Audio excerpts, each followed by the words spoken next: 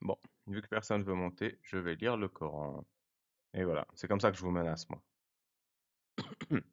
Alors, je vais vous lire la sourate Les Djinns, sourate 72, 28 versets.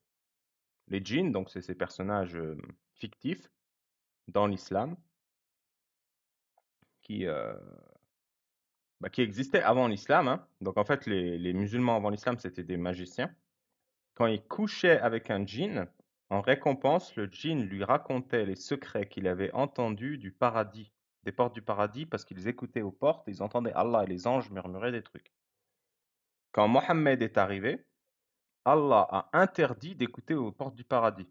Quand un djinn écoutait aux portes, Allah lançait une grosse pierre sur eux, et c'est ça les étoiles filantes. C'est Allah qui jette des cailloux sur les djinns pour les empêcher d'écouter aux portes du paradis et ainsi donner des informations sur le futur aux êtres humains. Comme aujourd'hui on sait qu'une météorite c'est juste un gros caillou en flammes dans le ciel, ou une étoile filante, on sait que tout ça c'est une arnaque en fait. Cette histoire islamique c'est juste une mythologie pour expliquer les étoiles filantes. C'est Allah qui lance des cailloux. Genre, il y a le djinn qui écoute à la porte, et Allah il fait Eh, casse-toi, casse-toi, espèce de chien. Et il jette des cailloux comme ça, et le caillou il part dans l'espace là. Et nous on le voit dans le ciel. Comme ça. Et en fait, c'est Allah qui jette des cailloux comme un vieux clodo qui lance des cailloux sur un autre clodo, tu vois. Parce que c'est ça, tu sais, Allah il a pas une kalash, il a pas, il a pas, je sais pas, des armes à radiation, il a pas des pouvoirs de gravité. Non, non, il jette des cailloux, tu vois. C'est l'intifada d'Allah. C'est la guerre des cailloux, quoi. Donc voilà. Donc depuis ce jour, les djinns couchent toujours avec les êtres humains, mais ils ne leur donnent plus les secrets du futur. Et, euh, et du coup, c'est grâce à l'islam et grâce à Mohammed. Et donc les djinns dans l'islam, ils sont faits de feu. Par exemple, Satan, Shaitan, est fait de feu, alors que l'être humain est fait d'argile. Je l'explique très bien dans mon livre d'ailleurs. Et, euh, et voilà. Et voilà. Et les gens sont faits de lumière. Et du coup, nous avons la trinité de la matière hein, dans l'univers, c'est l'argile, le feu et la lumière. Et c'est à partir de ça qu'on a tout fait. Et il y a un gros délire sur les djinns, par exemple, ils peuvent te posséder par le fion quand tu fais caca. C'est pour ça que tu prononces, quand tu es musulman, l'invocation de protection contre les démons aux toilettes. Ô Allah, je cherche refuge auprès de toi contre les djinns mâles et femelles. Parce qu'il y a des djinns mâles et des djinns femelles. Parce que les djinns mâles, ils couchent avec des femmes, et les djinns femelles couchent avec des hommes. Et quand tu te fais posséder par un djinn, par le fion ou autre, c'est pour ça d'ailleurs qu'il ne faut pas rester trop longtemps en toilette, parce que ça donne le temps au djinn de t'infiltrer. Il ne faut pas parler aux toilettes, parce que le djinn t'écoute. Et si tu restes longtemps en toilette, le djinn te regarde à poil aussi. C'est pour ça que dans l'islam, on recommande de se déshabiller le moins souvent possible. C'est-à-dire que pour se doucher, on se déshabille rapidement, on se douche et on se rhabille rapidement, parce que les djinns te regardent tout le temps. Et quand un djinn se possède, c'est très très très très difficile de s'en protéger. C'est très facile de se faire posséder par un djinn. Par exemple, en islam, il y a ce qu'on appelle le ayn, le mauvais œil. Il y a juste le fait que tu regardes quelqu'un avec jalousie dans la rue, tu lui mets le ayn, le mauvais œil. Et du coup, ça y est, tu peux super facilement infecter quelqu'un avec un djinn. Et du coup, il y a d'excellents imams, des barbus très compétents, qui proposent, moyennant très peu, une sollicitation pécuniaire très très risible, de vous débarrasser de cet être invisible qui vous a maudit, et qui vous envoûte et qui vous possède. Et ils font ça avec des techniques des plus sophistiquées, hein. Ils vous crachent dessus, ils jettent de l'eau, ils récitent le Coran en boucle dans vos oreilles à tue-tête. Ils vous font boire des litres et des litres d'eau, parfois vous en crevez, hein, il y a des cas où les gens meurent. Et ça permet de vous... ou parfois, par exemple, il y a des filles, elles sont déprimées, elles ont pas envie de se marier à 16 ans avec un mec qui a 50 ans de plus, et ben on les envoie se faire désenvoûter chez un imam. Voilà. Ah bah j'allais lire la sourate, mais il y a un 19, donc je vais le faire monter. Il s'appelle Je vous emmerde. Et ça fait bien plaisir. Je t'ai invité, je vous emmerde, si tu veux t'exprimer. Bon, je vous emmerde ne monte pas, alors je continue. Donc voilà, t'es une nana, sans aucune raison, à 15 ans, tu refuses qu'on te marie à un pervers de 50 ans, sans aucune raison, hein. Tes parents, ils vont partir du principe que... Et tu vas pleurer. bah, tes parents, ils vont partir du principe que tu étais envoûté par un djinn. Ou pareil, tu es marié à ce vieux pervers, la nuit de noces, bah, il te vait parce que tu comprends même pas ce qui t'arrive. Tu pleures, tu paniques, tu hurles, ils pensent que tu as été envoûté. Pareil, ils vont te faire exorciser. Donc pareil, tu te fais cracher dessus par un imam qui te tape, qui te fait boire de l'eau, qui te chante le Coran. Et tu vas mieux après, tu vas mieux, tu vois, le problème il est réglé et tu peux de nouveau retourner vers ton mari aimant qui a 40 ans de plus que toi. Voilà, en fait, dans l'islam, il n'y a pas de psychiatrie. Tout est djinn. T'es malade, c'est un djinn. T'es déprimé, c'est un djinn. T'es pas content, c'est un djinn. Tu ne peux pas ne pas être satisfait de l'islam, c'est un djinn. Même les mécréants, les apostats comme nous, en fait, on n'est pas maître de notre vie.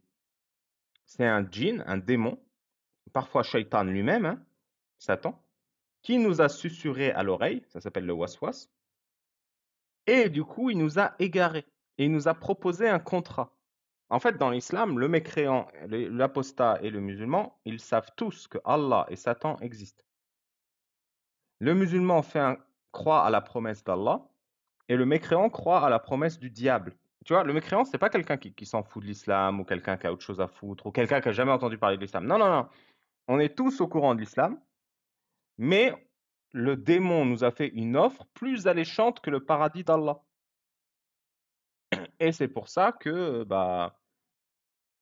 on a accepté cette offre et qu'on s'est fait avoir. Et Allah, ça le fait marrer qu'on se soit fait arnaquer. Quand on sera mort, pour nous punir de nous être fait arnaquer, il va nous brûler vivants. Voilà. Donc Allah, c'est un détraqué mental, voilà, qui punit les victimes. Et voilà, c'était un peu le concept des djinns. Mohammed a été envoûté plusieurs fois lui-même parce qu'Allah ne le protège pas beaucoup. Voilà. Alors, que dit le Coran? Au nom d'Allah, le tout miséricordieux, le très miséricordieux, le criminel sanguinaire.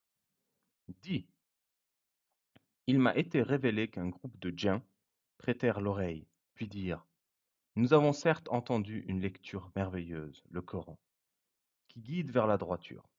Nous y avons cru, et nous n'associerons jamais personne à notre Seigneur. Ah, mais qu'est-ce qu'ils ont entendu spécifiquement? Moi, j'aimerais bien savoir qu'est-ce que les djinns ont entendu et ils se sont dit, ah ouais, c'est bien ça, c'est bien. En vérité, notre Seigneur, que sa grandeur soit exaltée, c'est marrant parce que sa grandeur soit exaltée, je dis à peu près la même chose dans mon livre, plus ou moins. Je dis Allah qui ne saurait souffrir de petitesse. Achetez mon livre. Ça me fait marrer tout seul. En vérité, notre Seigneur, que sa grandeur soit exaltée, ne s'est donné ni compagne ni enfant. Bah oui, parce que c'est un aveu de faiblesse d'avoir une femme et des enfants. Notre insensé Iblis, donc Satan, disait des extravagances contre Allah. Et nous pensions que ni les humains ni les djinns ne sauraient jamais proférer de mensonges contre Allah. Or, il y avait parmi les humains des mâles qui cherchaient protection auprès des mâles parmi les djinns, mais cela ne fit qu'accroître leur détresse. Et là, c'est un truc rigolo parce que quand tu cherches protection, c'est que tu n'es pas en sécurité. Et là, Allah, il reproche à des gens de chercher protection, c'est-à-dire de ne pas être en sécurité, ce qui est pas un tort en soi. Et ils avaient pensé, comme vous avez pensé, qu'Allah ne ressusciterait jamais personne. Hmm, ben, c'est une histoire à dormir debout. Si tu veux prouver que tu ressuscites, montre-le. Ressuscite un gars devant nous. Tu vois, tu viens en personne, tu fais regarder, lui il est mort, hop, ressuscité. C'est facile. Prétendre que tu peux ressusciter les morts alors que tu n'as pas démontré, c'est une information exceptionnelle sans preuve. C'est exceptionnel de ressusciter les morts, je veux dire. Si tu le prouves pas, t'es un mytho. Et Allah, il te reproche d'être rationnel à ce sujet. Nous avions frôlé le ciel et nous l'avions trouvé plein d'une forte garde et de bolides. Voilà, donc c'est ça ce que je vous racontais. Ils vont écouter aux portes du ciel et Allah, il lance des cailloux. Des bolides, je vous dis. Ils vont tellement vite les cailloux. Ouh, ouh. Il est énervé, Allah, il lapide tout ce qui bouge. Nous y prenions place pour écouter. Mais quiconque prête l'oreille maintenant trouve contre lui un bolide aux aguets. Mais je comprends pas pourquoi il se répète là. Il aurait pu dire Nous prenions place pour écouter aux portes du ciel, mais quiconque... Parce que là, il dit, nous l'avons trouvé plein d'une forte garde et de bolides, mais quiconque prête l'oreille maintenant trouve contre lui un bolide aux aguets. Mais pourquoi tu dis la même chose deux fois? Genre, dis-le une fois, tu vois.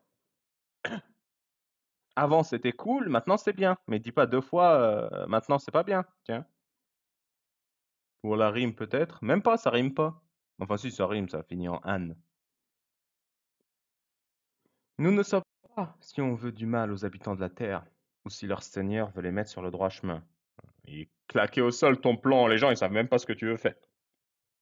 Il y a parmi nous des vertueux, et d'autres qui le sont moins. Ah bah oui, le feu ça mouille et l'eau ça brûle. Hein. Nous étions divisés en différentes sectes. Ah bah putain, on dirait un être humain qui raconte sa vie d'être humain, quoi. C'est incroyable quand même, les djinns, on dirait des êtres humains. Nous pensions bien que nous ne saurions jamais réduire Allah à l'impuissance. Et là, c'est encore toujours ce narratif. Hein. Tout le monde sait qu'Allah existe. Tout le monde essaie de s'opposer à lui, mais il est beaucoup trop fort. Mais on essaye quand même, parce qu'on est alliés du diable, tu vois, on est vraiment des méchants, méchants. Et nous aimons le mal, méchant, même si nous savons que nous allons perdre à la fin. Nous pensions bien que nous ne saurions jamais réduire Allah à l'impuissance sur la terre, et que nous ne saurions jamais le réduire à l'impuissance en nous enfuyant. Et lorsque nous avons... En gros, ils ont accepté l'islam parce que le mec, il les écrasait, quoi. C'est vraiment l'acceptation de l'humiliation. C'est tellement pitoyable. Ce Dieu, il est tellement claqué au sol, il doit menacer les gens, tu vois. Où que tu vas, je te ferai du mal. Et je suis super balèze. Ok, je t'aime, t'es super, je te kiffe. Et lorsque nous avons entendu le guide, le Coran, nous y avons cru. Ah bah tu m'étonnes, le gars, il veut te fracasser la gueule, il est super balèze. Bien sûr que tu y crois. Et quiconque croit en son Seigneur ne craint alors ni diminution de récompense, ni oppression. Attention parce que je suis super balèze et je vais vous casser gueule. Mais si vous vous écrasez avec humiliation et que vous obéissez à cet humain-là, Mohamed, et que vous lui donnez votre pognon et vos femmes et tout ça, vous aurez un cadeau après votre mort. Après votre mort, hein, pas avant. Non, avant, ça compte pas. Non, une fois que vous êtes mort, je vous jure, il y a un truc pour vous. C'est le jackpot après votre mort. Pas avant, pas avant. Avant, c'est pour Mohamed. Il y a parmi nous les musulmans, et il y a les injustes parmi nous qui ont dévié. Ceux qui se sont convertis à l'islam sont ceux qui ont cherché la droiture. Et ça, c'est toujours... on entend souvent ça dans les débats. Les mecs, ils viennent, ils font tu cherches pas la vérité. Parce qu'ils partent du principe, si tu cherches la vérité et la droiture, tu deviendras automatiquement musulman. Comme tu n'es pas devenu musulman, c'est que tu ne cherches pas la vérité. Tu cherches le conflit, tu cherches le chaos, tu cherches la corruption sur la terre. C'est ça le raisonnement islamique. Tu ne peux pas être contre nous si tu es honnête. Les mecs qui sont pas comme nous sont malhonnêtes et méchants et mesquins et ils méritent qu'on leur coupe un bras et une jambe. C'est ça que le Coran il explique. Et quant aux injustes, ils formeront le combustible de l'enfer. Et là, on entend bien. Ceux qui se sont convertis à l'islam, les justes qui ont cherché la droiture, quant aux injustes, c'est-à-dire ceux qui ne sont pas musulmans, formeront le combustible de l'enfer. Il y a toujours cette dichotomie, hein, où les mecs, on va les torturer parce qu'ils ne sont pas musulmans. Et s'ils se maintenaient dans la bonne direction, nous les aurions abreuvés, certes, d'une eau abondante. On va dire ça à tous les musulmans en Afrique qui crèvent de soif. Afin de les y éprouver. Quoi? Mais t'éprouves pas un mec avec de l'eau? Je comprends rien. Tiens, du pognon, qu'est-ce que tu fais? Je t'éprouve! Tiens, plus de pognon. Ah, arrête de m'éprouver, je souffre. C'est un test. Tiens, du pognon. Et quiconque se détourne du rappel de son Seigneur, il l'achemine vers un châtiment sans cesse croissant. Mais arrête! Calme-toi! Pourquoi tu veux un châtiment sans cesse croissant? Laisse les gens tranquilles! Astaghfirullah toi-même! Les mosquées sont consacrées à Allah. N'invoquez donc personne avec Allah. Ah bah j'ai invoqué Zoutourlouk, tu vas voir. Alhamdoulilah babal dans la mosquée. Bientôt la moscoufre. Et quand le serviteur d'Allah s'est mis debout pour l'invoquer, ils faillirent se ruer en masse sur lui. Dis, je n'invoque que mon Seigneur et ne lui associe personne. Dis, je ne possède aucun moyen pour vous faire du mal, ni pour vous mettre sur le chemin droit. Mais je comprends qu'ils veulent se ruer en masse, parce que les mecs ils disent, Mohamed, tu peux prier ton Allah chez nous, mais tout le monde peut prier chez nous. Et Mohamed disait non. vous allez tous vous casser et c'est juste à moi, c'est chez moi. Et après, ils se plaignent, ils allaient se ruer en masse sur lui. Bah, c'est normal, le mec, il leur dit cassez-vous. Et malgré ça, ils faillirent. Ils l'ont même pas fait tellement ils sont gentils. Le mec, il leur dit je vais tous vous virer, c'est chez moi. Mais vas-y, laisse tomber. Ils faillirent, ils l'ont pas fait, tu vois. Genre, c'est les mecs les plus cool de l'Arabie, quoi, les mécréants. Dit je ne possède aucun moyen pour vous faire du mal, ni pour vous mettre sur le droit chemin, à part vous trancher la tête. Dit vraiment, personne ne saura me protéger contre Allah.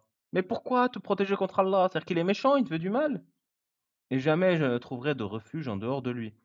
C'est-à-dire que Allah te veut du mal, mais que si tu demandes sa protection, bah, il te protège. C'est un mafieux. C'est du chantage mafieux. Je ne puis que transmettre une communication et des messages émanant d'Allah. Ah bah ça, preuve. Et quiconque désobéit à Allah et à son messager, je ne fais que transmettre une communication venant d'Allah. Et Allah, il dit, quiconque me désobéit aura le feu de l'enfer pour y demeurer éternellement. Allah, il me dit qu'il faut m'obéir. Du coup, vous allez m'obéir, parce que c'est Allah qui le dit quand même. Vous allez pas, c'est Allah qui parle là. Qu'est-ce que vous avez j'ai pas le choix, moi, je suis obligé que vous m'obéissez. Moi, si ça tenait qu'à moi, si ça tenait qu'à moi, bah, vous m'obéirez pas. Mais c'est Allah qui demande. Du coup, il faut que vous m'obéissiez. Voilà, je fais le sacrifice de moi. Je deviens le chef de vous. Et, euh, et c'est la parole de Dieu. Ouais. Moi, je suis son plan. Ça va. Puis, quand ils verront ce dont on les menaçait, ils sauront lesquels ont les secours les plus faibles et lesquels sont les moins nombreux. Mais pourquoi tu menaces? Pourquoi tu veux humilier les gens qui sont pas en sécurité, qui peuvent pas se défendre? Arrête de menacer. Détends-toi le fion. Dis, je ne sais pas si ce dont vous êtes menacé est proche, ou bien si mon Seigneur va lui assigner un délai. Mais menace pas, arrêtez, menacer. Et en gros, le mec, il dit, mon Seigneur, je ne sais pas si ce dont mon Seigneur vous menace est proche, mais si vous m'obéissez, il y a moyen que vous en sortiez indemne. C'est lui qui connaît le mystère. Il ne dévoile son mystère à personne, sauf à celui qui l'agrée comme messager et qu'il fait précéder et suivre de gardiens vigilants. C'est quoi son mystère, du coup? J'ai un secret. C'est quoi? C'est un secret. Il connaît son mystère et il ne dévoile son mystère à personne. Mais il parle de quoi, ce mystère? Je te dirai pas. Mais on s'en fout alors. Non, non, c'est important, il faut que tu sois conscient qu'il y a un secret. Et, et le secret, c'est que je vais te pourrir la vie. Quoi? Non, c'est un secret. Sauf à celui qui l'agrée comme messager et qu'il fait précéder et suivre de gardiens vigilants. Ah bah super, personne ne connaît le secret à part Mohammed. Ah bah du coup, tu veux pas nous dire le secret? Afin qu'ils sachent s'ils ont bien transmis les messages de leur Seigneur, ils cernent de son savoir ce qui est avec eux et dénombrent exactement toutes choses. Super. Allah sait compter deux par deux et lasser ses chaussures. Et voilà, c'est fini. C'était la sourate Les djinns, les petits démons, les diablotins. Ça vous a plu?